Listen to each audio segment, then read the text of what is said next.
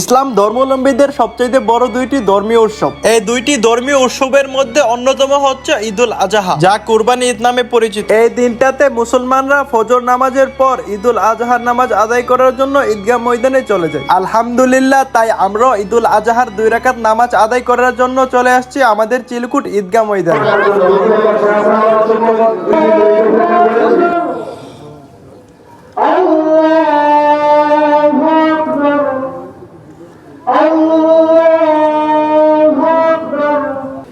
الحمد لله رب العالمين الرحمن الرحيم مالك يوم الدين إياك نعبد وإياك نستعين اهدنا الصراط المستقيم صراط الذين